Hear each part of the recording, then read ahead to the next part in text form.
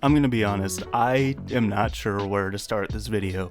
Cause unlike Star Wars or Batman or some of these other LEGO games I played as a kid, Indiana Jones as a franchise had almost no staying power in my life. Like, after I played these games, I kinda never thought about it again, whereas Batman and Star Wars, like, rooted its claws into my brain, which is not to say that this is a bad game by any means. It just means I don't have anything really personal to connect it to besides the one memory I have of it, which was playing the game itself at Legoland with my mom after we rode the Aqua Raiders ride.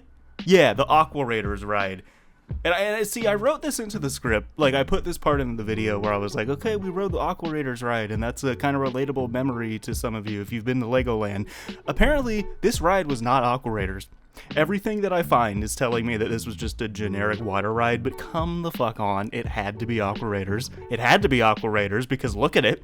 Tell me that's not Aqua Raiders. I don't know how that couldn't be. Maybe I just knew about Aqua Raiders as a kid, and I knew that this ride existed, and I just kind of put them together on my own. Anyways, the other main memory that I had specific to the DS version going back to this game was how much it used the microphone.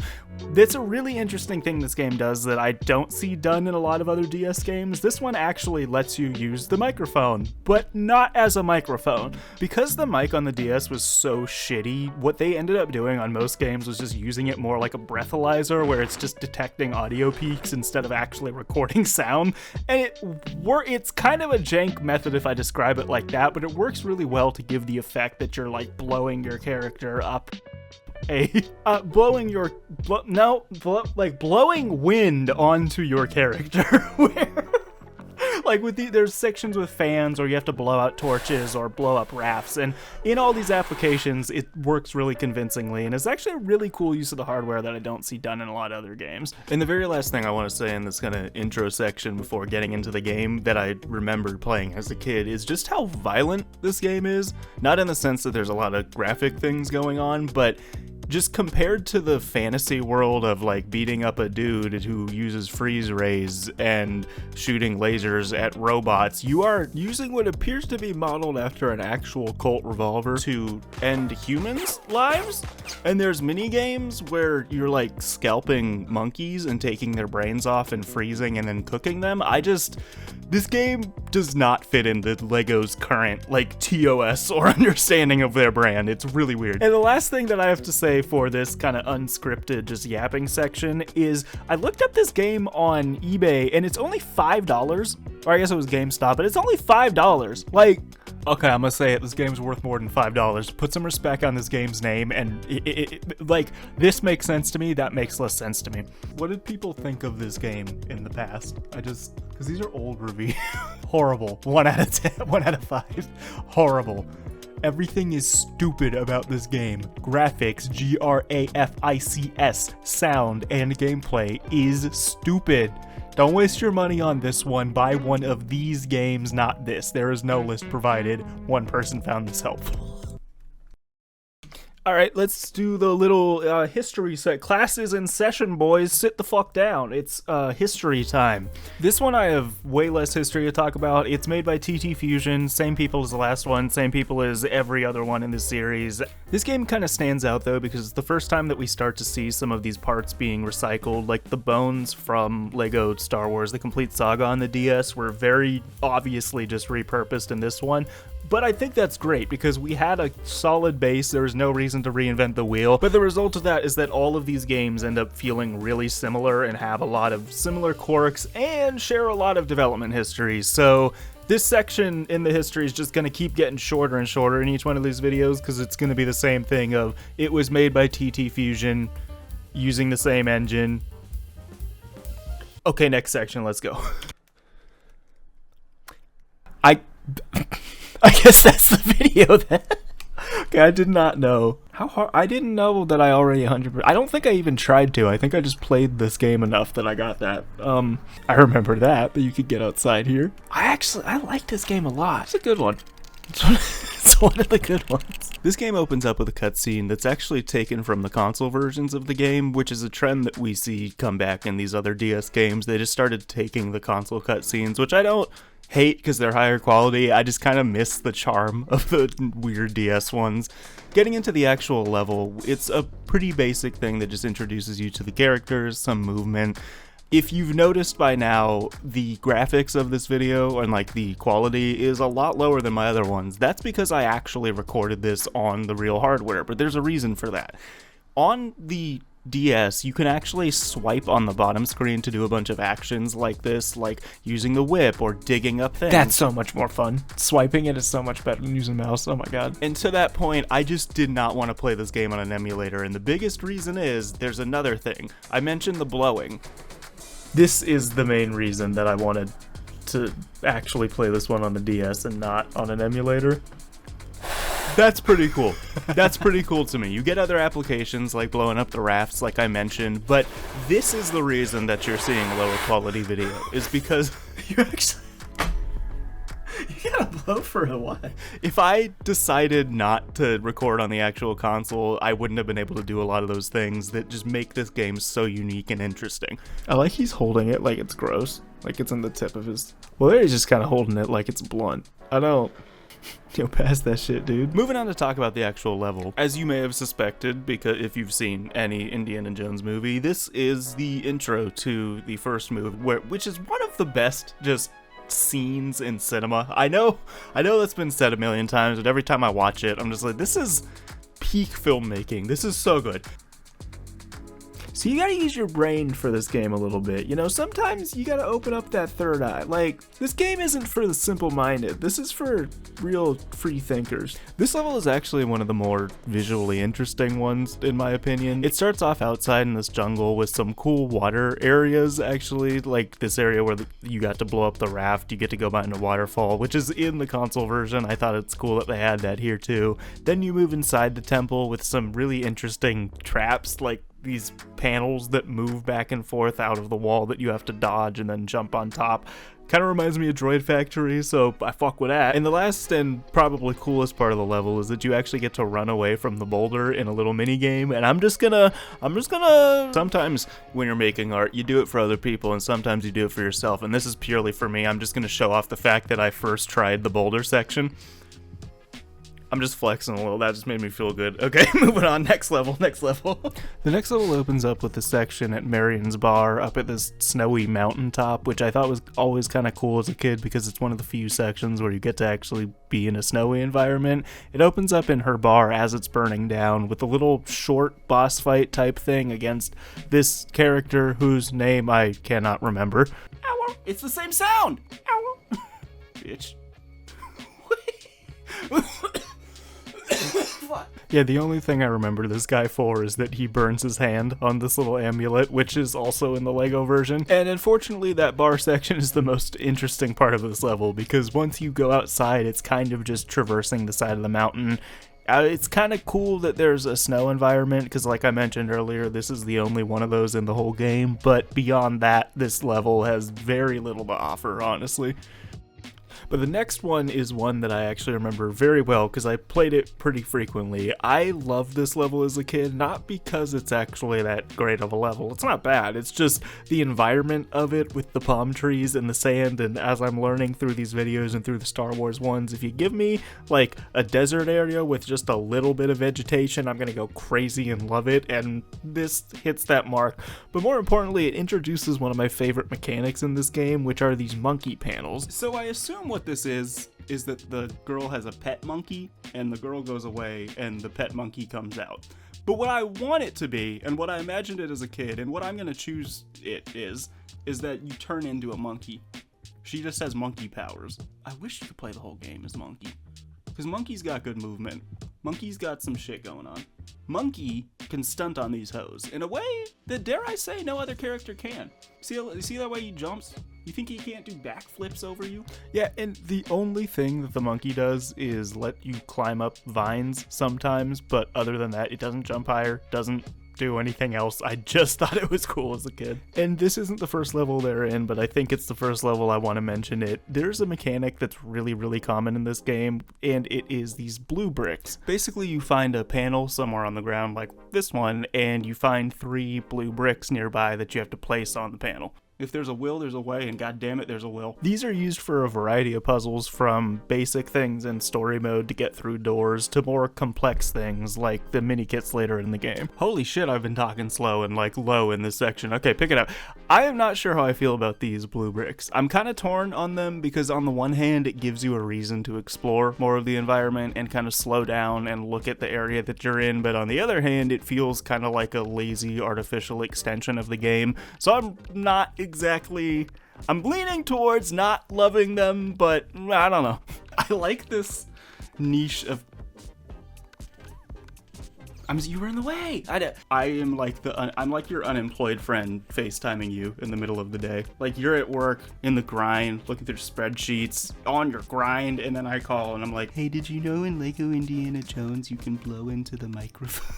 And the rest of the level just has you running through more of the streets of Cairo, fighting these guys with swords, who I thought were super, super cool as a kid. I loved those swords. That piece in particular was one that I had in actual sets that I just, oh my god, that's a peak Lego sword design. And I hadn't actually thought of this until right now when I mentioned these characters with the swords, but this is one of the few Lego games with actual, like, brown skin color, which I really appreciated as a kid, if I'm being honest, because in Star Wars, there's Lando, who has, like, there are some darker skinned characters, but there are no, like, mid-ranged browner toned characters in that game, and the fact there are a lot in this game actually made it really fun for me making custom characters as a kid that more accurately resembled myself. That's a cool touch. Not intentional by any means, but I thought it was a personal thing worth noting. The next section of the level has you disguising yourself as a post-World War I era German soldier, not gonna say that. So you could build this turret and use it to blow up this truck, which I always thought was just a really cool part of the level because you get to use this crank that you get to spin on the bottom screen. Like I mentioned at the start of the video, any use of the touchscreen like this is just very welcome and fun. And the level finishes out with a boss fight that's referencing the iconic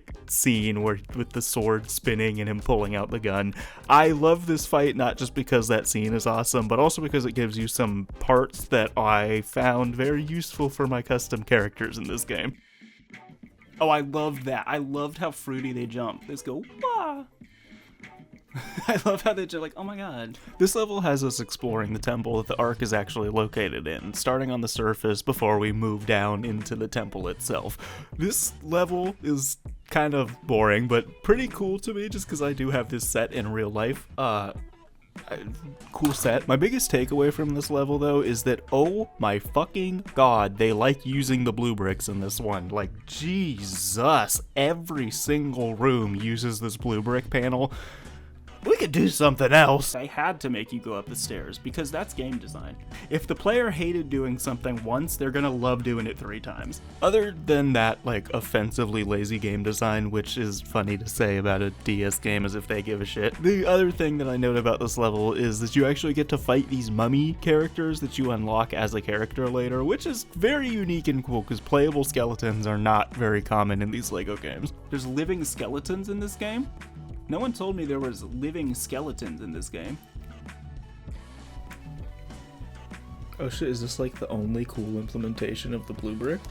Bop, bop, bop, bop. The next level opens with another boss fight that just, again, continues the trend of referencing scenes that I don't think Lego has any business dealing with. That's what happens in the movie. And the rest of the level is actually a really, really, really cool section where you're jumping between trucks trying to catch up to these guys and fight them, and I think it ends in another boss fight, but just the gameplay of jumping between the trucks on moving objects is something that they use a little bit later in the game again, but this is the first use of it. It's really cool every time it comes up, so I don't even know why I'm talking about the other ones. It's just neat. It's just really cool that they're able to capture this much movement on screen at once on a DS, and I know, I'm aware, it's just a looping background texture, but it works well. It's convincing. If you don't think about it, it's convincing.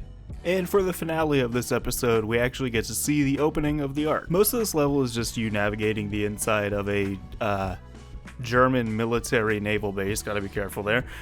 And the only really interesting part is this boss fight where you get to push these explosives on a track while getting shot at. Honestly, it's not that interesting in story. This level shines a lot more in free play with the Minikits, so we will talk about that. And with that, we are at the end of Raiders of the Lost Ark, unless I come up with something while watching through the footage that I didn't say already. Harry Potter with the strap. Holy shit. Oi, Draco. Expecto Patronum. We in the temple straight dooming it. We in that temple and we're dooming it. Call me Doom. We're up in this temple. The way we're dooming it. The next movie is the Temple of Doom. I don't know why I made that. I genuinely do. I just like blacked out and was like, I have an idea. I'm going to put this in the video. Anyway, we're talking about the Temple of Doom now. This was my favorite movie, and I think still is my favorite movie of the Indiana Jones movies, in the same way that Episode 2 of Star Wars is my favorite movie as a kid. Not because it's a good movie, because I didn't know what that was as a kid, but because it was cool. Rule of cool overall. If there's cool aesthetics in it, I mess with it. Oh, God. Oh god, did we need to do the riff? I mean, this wasn't even that old. The Temple of Three Big Booms starts off with a level set in Shanghai, which I always thought was pretty cool, just because this is one of the few levels in this game that's actually set in a city as opposed to being out in a jungle or a temple. I also love this level because it gives you some custom character pieces, like these tuxedos for the guys that I'm fighting right now that I would use to make like James Bond type characters. The second half of this level gives us one of my favorite parts of this game, which is a vehicle section. These are actually the same vehicle sections that appear in Lego Batman, which is the next game I'm going to talk about. Very excited for that. Just smashed together. Hey, I'm following the studs. Some of these sections are a little more on rails, like this one is, where you are forced to go just one direction, but there are other ones where you're actually able to turn around and explore more of the area. But either way, it's just everything in these sections is action-packed and forcing you to interact with something or look for something, and it's just so much better than the ones in Star Wars. It feels like this is what they ultimately wanted to do but weren't able to do in Lego Star Wars on the DS, so it's cool seeing it come to fruition in this game fully.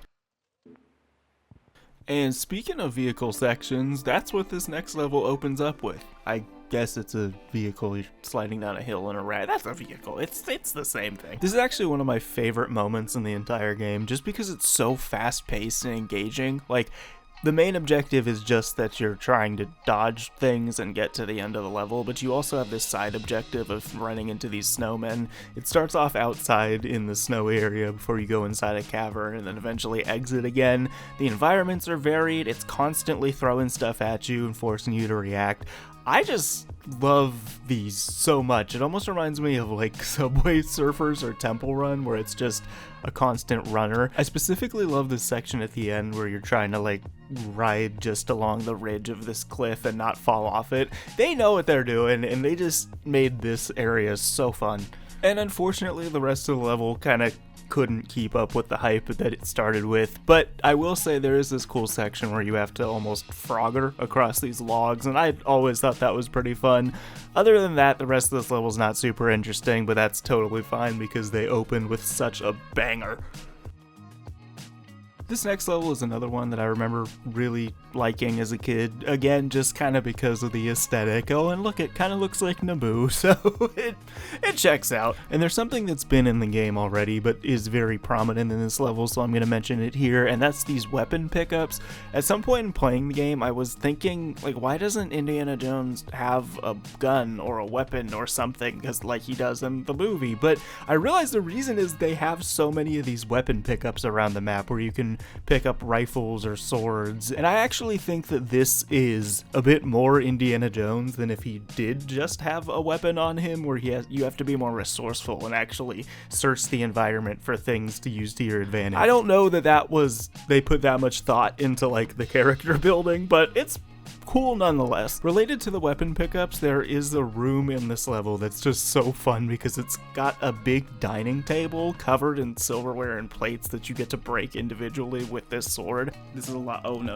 I'm so sorry. I have to break every single one of these. And by far the best section in this level is at the very end when this trap tries to turn you into one of those aesthetic hydraulic press videos. It's just fun that you get to dodge them and then get on top of them. It gives me a little Droid Factory vibes. You know, I like Droid Factory. I'm trying to swear less.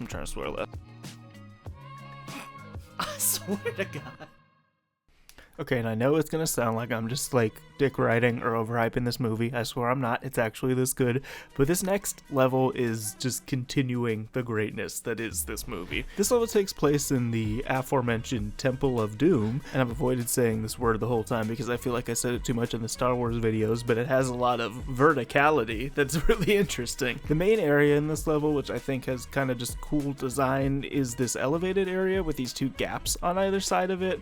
I just think it's neat that you have to go down either side into these caverns to access these panels that then let you go back up to the top. It just makes the room feel a bit more thought out than if you were to just run straight through it like most of the rooms in this game. I don't know, it just has a bit more of a memorable touch. But unfortunately, this level ends with a boss fight that is pretty difficult, to the point that someone in my chat while I was streaming this mentioned that they had to have their parents do it for them because they couldn't figure out how to get past it.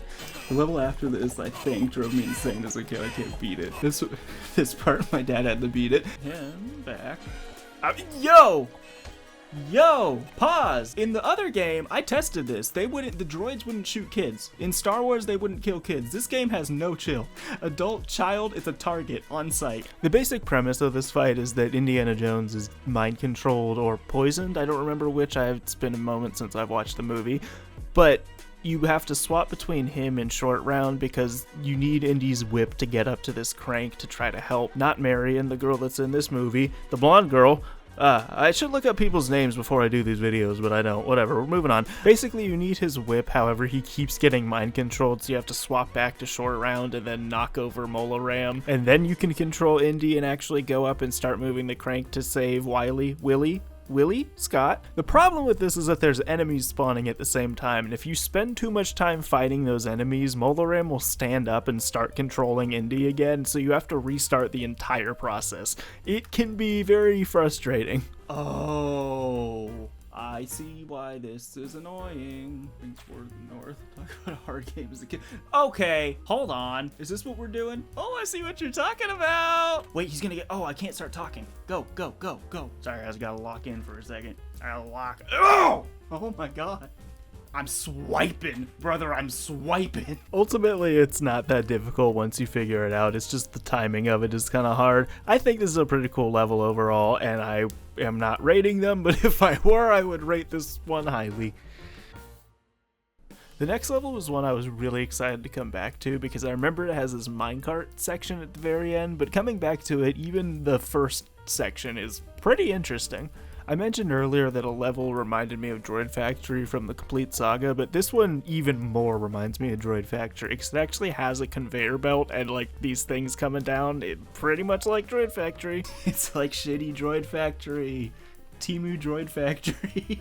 And as you can see in the bottom right corner of the screen here, it has this kind of interesting mechanic where you can rescue these slave children. Those are the words that they use in a Lego game. That is the name of the character. What the hell?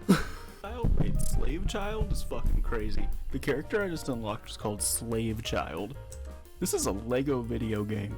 What the fuck? But by far the best part of this level is just the minecart section at the end, which is pretty much the exact same thing as the Temple Run minecart sections, if you've ever played that, where you're just kind of leaning back and forth trying to dodge the gaps in the track. It's really fun, it's really fast paced, it's kind of similar to the inflatable raft going down the hill from earlier. I love this level. And somehow in my initial playthrough of this game, I didn't play this level. Like, I skipped it until I was at the very end of the third movie and then realized I hadn't finished all of the movies because I hadn't done this one. The minecart just seemed like such a good finale, but anyways, here's this level. And I do apologize for going back now to the lower quality DS footage. I was using emulator footage for most of this because that was from a live stream that was just lagging so horribly I couldn't use it for a video, but I'm really not trying to replay the entire game on an emulator when I already 100% it. I'm sorry. Just for note though, next time I will not be doing this on a real console because I like the look of the emulator better, and I assume you guys will too, so if you're going into the comments to complain about this video is lower quality, is my phone bugging, is it whatever, I'm not gonna do this again, so save your critiques, I know. It's honestly kind of fitting that I forgot this level existed until I was about done with the game because it's extremely forgettable. I think the only really interesting or memorable part of it is that you get to cut the bridge in half at the end like you do in the movie.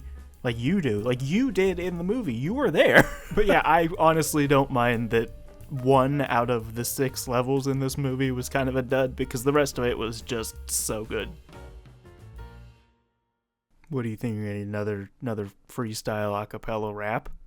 You think you're gonna get another one of those? No, you only get one of those per video. That took some work. You think this is just a setup for me to drop another one on you? As funny as that would be, I'm not gonna do that. So you thought it was gonna cut there to a video. I didn't record another one. I'm just fucking with you. Last Crusade, more like.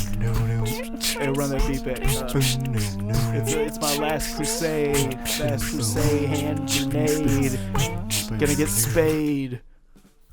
By the time I finished that, I was like, this is not that funny. I should probably cut it from the video, but if you think I spent that time layering those stupid vocals for just me to hear them, oh, you're wrong. Oh no. Despite being by far the least interesting and my least favorite of the original 3 movies, this movie actually opens with a level that I remember very well and enjoy a lot. It is from a flashback scene of Indiana Jones as a kid, but what's really cool about it, other than the fact that it takes place on a circus train, because I think clowns are cool, it is also cool because it takes place on a train, and the train is moving. And that's fun. It reminds me a lot of that level I praised back in Raiders of the Lost Ark where you're jumping between the trucks. It feels very similar to that, but I actually think I prefer this level over that one. Oh my god! Okay, I remember why this is my favorite level. In the game. And I mentioned the clowns earlier, that was like 3 seconds ago. I just mentioned clowns. Clowns! Because there is actually a clown character you get for completing this level alongside a strongman character who is one of the only other whip characters besides Indiana Jones in this game. But the clown is a little concerning because it's a shovel character, which unless a clown is hiding bodies, why you got a shovel? What's going on with that? What are you trying to say, Lego Indiana Jones? Apart from the just cool movement in the background of this level and the fact it's on a train, which I've said 3 times now, and I don't think you understand, it's on a train! The other cool thing is these actually pieces that you get from the villain characters in this level. I know I keep talking about custom characters, but that was a huge part of this game to me, was the ability to make custom characters, so I found that some of these pieces using the bandoliers and gun belts were just really useful and interesting. The next level starts in this library that I actually think is pretty cool, but overall this level is kind of a letdown and just a bit disappointing, as most of it is stone as you go from this library down into some catacombs. And I found this particularly disappointing because this Venice level is actually one of my favorite levels from the console version, because in that version you get this big open area where you get to walk around the streets of Venice and it feels like a unique place, and for some reason they ditched that in this version just to walk around catacombs and a small library, which the library is pretty cool, I will admit, but it's all just very visually similar and not that interesting. The one thing that saves this level from being just boring overall, to me at least, is the little vehicle section at the end where you get to drive this boat around. This is one of the vehicle sections I was mentioning earlier where you actually get a little bit more freedom and are able to go in circles and go backwards and explore more of the area. And I don't know why, but for some reason this episode, or this movie in particular, has a lot of vehicle sections, which I'm not complaining about about because I think they're super fun, but this is just the first of many to come. Next level is actually the reason that I'm needing to re-record a whole bunch of this, because I had split the footage of it into 2 sections because it's such a long level and I thought it was 2 separate levels. It's not, it's just a long one. This level isn't terrible, it's just kind of dull compared to a lot of the other ones. Most of this level just consists of the interior of a castle, so it looks really similar and just isn't super interesting. But like I mentioned earlier, there's a lot of vehicle sections in this movie, and there's another one here where you get to ride a motorcycle at the end. This part is so interesting that I think it saves the rest of this otherwise kind of boring level. It's just fun. You get to go off these little BMX type jumps and actually have more free control driving the motorcycle as opposed to some of the other vehicle sections like the minecart earlier. Why they decided to put all of these in the Last Crusade, I cannot tell you, because there's 2 more in the next level. They liked it. I'm not complaining. I think they're really fun, but we could have spread them out in the game a little more. That's all I'm saying. And the next level is actually one of my favorite ones in the game, and that is the Zeppelin. Does anyone know how to... Oh, in your luggage? I just love the interior of the Zeppelin and how it looks. I don't know why this carpet always just felt very cozy to me, and it's kind of different from anything else we see in the game, so I just thought it was a cool area. However, the on-foot section of this level is actually relatively short, with it occupying only about half of the level. The second half is you partially flying a plane before it transitions down into a ground vehicle section. I remember loving this one, not just because the beginning looks cool and is aesthetically interesting, but also because this is the only mission in the game that actually lets you use multiple vehicles back to back like this. I always thought that was so cool and just felt like you're actually going on an adventure. Very Indiana Jones. I love it. The next level feels a little lackluster, but that's only because it's doing something we've seen before, which is jumping between the trucks. Like, at this point, it's not as impressive as it was the first time I saw it, but it's still fun, and I think this is a fun level nonetheless. It's just compared to the rest of what's happening in this movie, it's not as notable, especially when the finale is so good. I'm intentionally skipping over that last level a little bit because I want to spend more time talking about this one. This final level is, to me, the absolute peak form of a Lego Indiana Jones level. This final level has you exploring a temple in search of the Holy Grail, and it's just so fun because there's so many traps, so it's just back-to-back constant things going on, which feels like a very stark contrast from some of the more open, exploring, less interesting areas of this game. But this one is so cool because it goes from these swinging axes to these moving saw blades to this trap where you have to choose these symbols that look like PlayStation controller icons. I just remember all of this so much and loving this level. And it's a kind of small thing, but it stuck in my head from when I played this level as a kid, and I just love it. This section where you have to pull this column underneath the door to stop it from falling down, I just think it's really smart because right before this, you get to pull another object underneath it that breaks, so it's like, okay, we know we need to put something under here, but that last object was too brittle, so we need something stronger. Oh, there's a stone pillar right here we could slide underneath. It's simple, but I just like the small amount of logic that you have to use to figure it out. And with that, we are done with the main story of Lego Indiana Jones. We still have the Minikits to go, as well as the Minigames, which I have not mentioned up to this point, really. Oh, I guess I did when I talked about the monkey brains. But we have Minigames in this one, again, which I'm very excited for, because well, I guess I already did them, so I'm excited to edit it. But they were so much easier in this one. They were so much more fun, so I'm excited to talk about that. For the Minikits, I am going to likely do a similar thing to what I did in the Complete Saga video, where instead of talking about it level by level, I do kind of just a compilation of some highlights or my favorite moments from collecting the Minikits. The main reason for this being that a lot of the Minikits in this game follow a really similar formula to Star Wars. Some of that formula includes bringing back those berry tokens from Star Wars, but this time they're matte pieces. And just like the berry tokens in the Complete Saga did, these matte pieces encourage you to interact with the environment more and break every object in the level, because you don't really know what object the map pieces are going to be in. So more often than not, I would end up just breaking every item in a level. And by far the most common form of Minikits in this game are just rooms locked behind character panels. I am shocked that it's taken me 33.5 minutes to bring up the character panels in this game, but that's actually because you don't get to use them much until you go back into free play and actually try to get the mini kits, because very few characters in story have access to them, unlike Star Wars where you're using them throughout the story a lot more. In this game there's 4 types of character panels, the first one being the one I hate the most, the scholar panels. The basic game here is just that you're shown symbols on the top screen and have to find them in this book on the bottom screen. That doesn't sound that hard, but the problem is the controls on the bottom screen are like stupidly unresponsive and just really frustrating, because there were many times throughout this where I would just be swiping on the screen and the page wouldn't be moving and it would drive me crazy. Since we started with the one I hate the most, the next one I'm going to talk about will be my favorite, the thuggy access panels. I always thought this one was pretty cool because you're using a torch to search for the panels on the top screen in the dark on the bottom screen.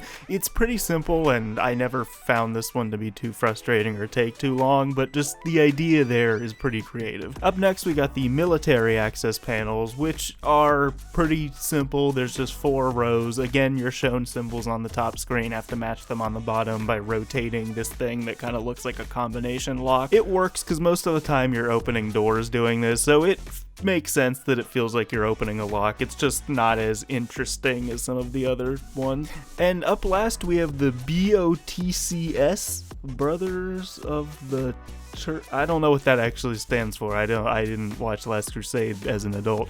But the Crusader panels, basically, which remind me a lot of the Imperial panels from the Complete Saga that I actually really enjoyed, because this again is a memorization puzzle. You're shown these 5 grails on the bottom screen and then forced to select them in an order shown on the top screen. I thought all 4 of these panel types were actually really unique to this game and pretty interesting, because compared to the Star Wars ones, I felt like these were trying to do something different and not just copy those, which I thought was pretty cool and not what I was expecting, because they fit so well in this larger theme that this game is obviously trying to create, from the artifacts instead of mini kits to the way you interact with some of these panels. They tried very hard to give this game cohesive branding and a cohesive feel, and that effort was not lost on me. I appreciate that. So the next thing I'm going to do is, like I said, the more compilation type thing of some moments of the mini kits. But before I do that, I kind of want to more generally talk about the mini kits in this game, because I think they're really cool and they had a cool opportunity to do something different with this being Indiana Jones.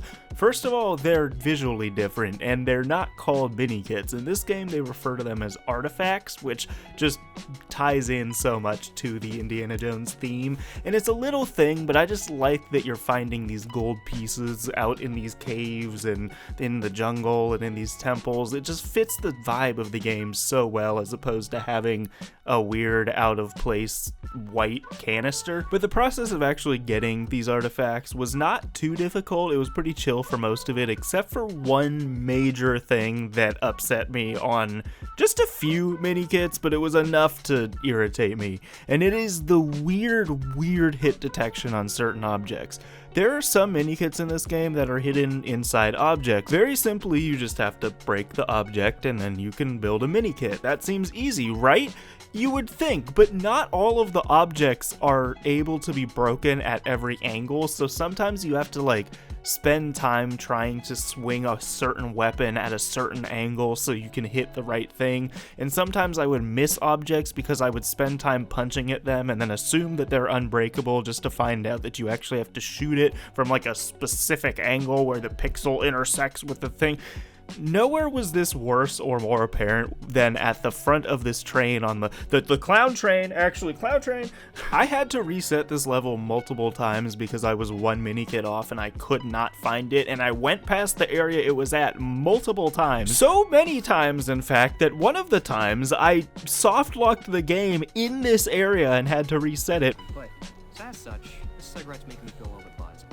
It's beautiful out here today. Oh fuck, did I soft lock? Oh fuck. In the sun right now, I could definitely go for a I little soft shade, lock. but Awesome. since I'm wearing shorts, I'm Great. not feeling But I didn't find it because you have to hit the front of the train with a shovel. Nothing but a shovel. And the reason for that is the most frustrating and least tested and thought out thing that is in this game. You can't punch this. You can't whip it.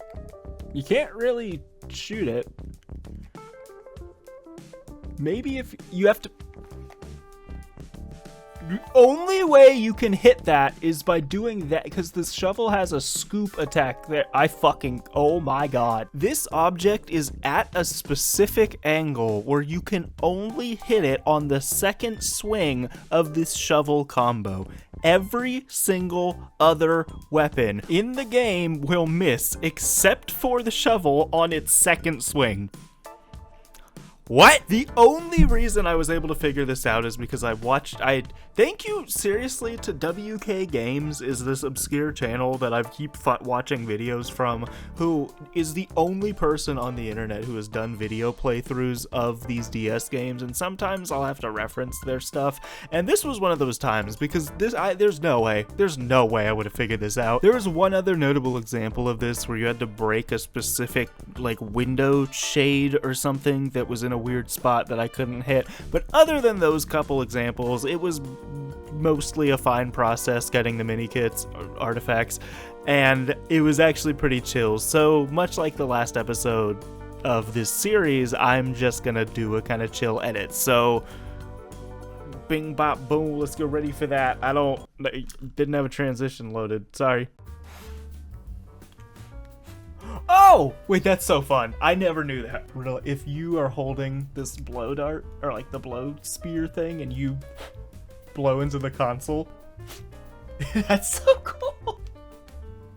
Oh, wow. Wow. Like, how much do you love money? Are you gonna be nice? Are you gonna be nice? Green, yellow, blue, and red. Yay! Oh. More Star Wars Easter egg. Santa? Aw, fuck them kids. These are my presents. Oh, wait. I just killed Santa. Oops. Oops. My bad, kids. Guess you're not getting presents this year. Oh, you can get Santa, a knight, a clown. I always like that guy's little scarf, before I knew. Yeah. Yeah. Oh my god, that's him. Yep, this is my custom character. I always made this guy. And Harry Potter. Okay. I remember that one, because I remember the first time that happened, I had a mini heart attack because I thought I wasn't supposed to go to the other side. Never knew these are out here. I do not remember there being camels in this level. Look at that. Punching this, you cannot punch this. No matter how many times you punch it, it does not get destroyed. Let's see what happens if you shoot it. Does anything? I hate this fucking game. So I want to check there's nothing else. Fuck you, man. Oh, follow me, please. Oh my god. Fuck. Yo. This was beautiful. I didn't even know this was down here. Oops. I never did this before, but you can actually get... If you just exit, you can get on top of this. I remember this. I do remember this even from when I played this game as a kid. It's really comical that you can play as a clown that hits people in the head with a shovel. It's good, like, bop. You just get them to die because they can't jump. Okay, that's a little track. You're fine. Ah! I love this dumb fucking game. This game's so good. This game is so good, dude. This game is so... I'm so fucking ready to be done with this. Oh, okay. This is why you can't pick custom characters, because another fun glitch about this game. Little quirk, if you pick a custom character, they will not give you, or there's a chance they won't give you a character who can open these types of doors. So I'm gonna have to redo this one regardless. What do you mean? Wait, shut the fuck up. Hold on, 7? I forgot Santa was in this game and he kind of just jump scared me. It's this. Look at it. So I'm like, okay, you built... Why would I ever... I guess. Well, there we go. Okay, almost 100 million studs in the last 18. Okay, that's it. There you go. Look at all those complete bars. Look at that. And last, and actually in this game's case, kind of the least, the minigames. I was shocked because I was able to finish the minigames for this game in 2 sittings. I was not expecting that. Like, I did it over 2 days. I easily could have just done it in one afternoon if I wanted to. I chose to spread it out. That is crazy compared to the minigames in the Complete Saga, because that took me almost a week just to finish those. So we're working with a very, very different level of difficulty here. The first minigame that took by far the longest is this whip drag minigame. This one's actually pretty fun. The basic premise is just that you're using your stylus on the bottom screen to drag Indiana Jones back and forth, avoiding these rocks that are coming at you.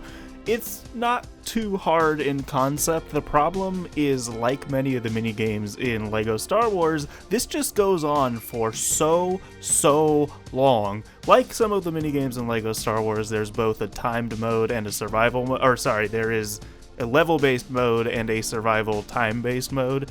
The time-based mode is fine, like really easy, where it's just how long can you survive. Completing that was fine. The problem was the stage-based mode, because oh my god, that took forever. To be fair, none of it was as difficult as anything in the Complete Saga. Like, I messed up once and had to restart it, which was kind of frustrating, but for the most part, this was just kind of a test of endurance more than anything. And believe it or not, there's only 2 other proper minigames in this game. The first one being this one where you're supposed to be cooking beetles. I actually think this is my favorite of the 3 minigames in the game, just because you're transitioning from the actual beetle platter over to this pan where you're supposed to be cooking them. Once they start throbbing, you have to flip them, but if they throb for too long like that, I don't like that I chose that word to describe that action, but that's what's happening.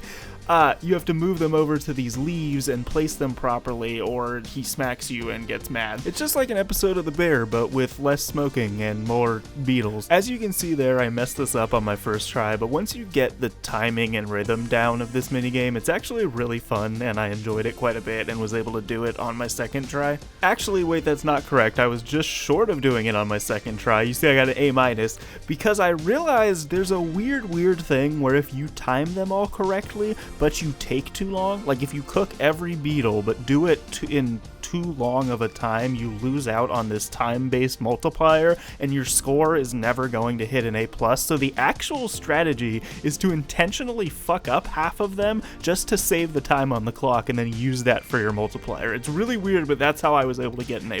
And the third and final minigame proper, you'll understand why I'm calling them that in a second, is this Monkey Brains one that I mentioned all the way back at the beginning. This game follows a very similar formula to that of the Beetle Platter one, where you're just moving the monkey's brain from its brain or head to an ice bucket and then back into its brain, where you have to time how long it's on the ice with it throbbing, and if you take too long it explodes, just like the Beatles. It's just a little stranger than Beatles because it's monkey's brains. This one is just strange. I don't know. It's such an interesting thing that I don't think LEGO would be up for now, but it was, I guess, a product of that time, which isn't that long ago. Was 20 years that long? It was 20 years. Oh no, am I old? In terms of difficulty, this one I actually found to be the easiest by quite a bit. It's just a matter of figuring out how long to put them on ice. The only issue I had was actually what you just saw right there, where placing these caps back on their heads was a little strange in the way that they line up, but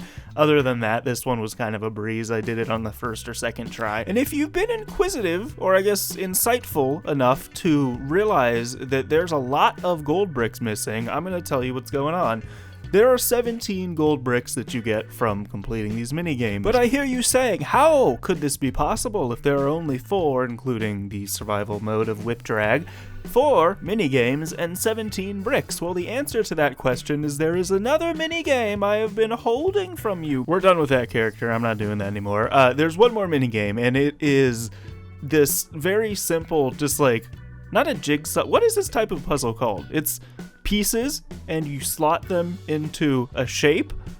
It's a puzzle. I don't know. It's like there's a name for this. I don't know what it's called. These are fine, but I don't understand why they chose to make 12 out of the 17 bricks that you get from completing the minigames just these puzzles. Like, if anything, they could have just made it so there was like easy, intermediate, difficult levels and there were 3 bricks, but instead they made every single individual puzzle its own brick, which okay. Come on, get in the... Come on! The logic side of these puzzles is not that difficult. Figuring out where the pieces fit is pretty simple because you get to see how they fit together at the very start, and then you just kind of have to memorize where they were. But the part that I found the most difficult and frustrating was actually just getting the pieces to line up when you put them over where they were supposed to go. They have to fit in such a specific spot that a lot of the times it would be in the right spot but just not accept it. It's so... this is frustrating because it's like, I feel like I'm not doing anything wrong. It's just the game, the controls are so bad. There's so many of these. Alright, let's lock these in first because... Come on. Oh my god. There. Come on. And then that goes like that. That was it. Whoa. Now I like that one. And then go like that. Come on. Come on. And then go there. Come on. Come on. The human brain is a wild thing because almost 20 years ago, I played this. How do I remember that? And then once you've solved all 12 of these puzzles individually, you have to go back and do them back to back as a gauntlet to see how many of them you can do within a time frame. And I actually found this to be the most fun game mode because it got my heart racing. Rotate the fucking piece! Ah! This is the real ultimate challenge. Oh, no. I want to start screaming every time it kind of doesn't fit. Oh my god, wait, that was just me being dumb. I can feel that my heart rate is up there. Shit. I don't know where that one goes. Come on, come on, come on. 4, 3, 2. Whoa! There we go. But there you fucking go. I'm pretty sure that's it. I'm pretty sure now, if we go into this room, it's gonna give me 99.7. What? Yeah, weird thing. I think you unlock this character at the very end for completing everything else, because I swear he was not in this list when I went through the first time and bought all the characters, but once I bought him, we finally did it. There it is. The big 100. 18 hours isn't too bad, I don't think. If I quit game...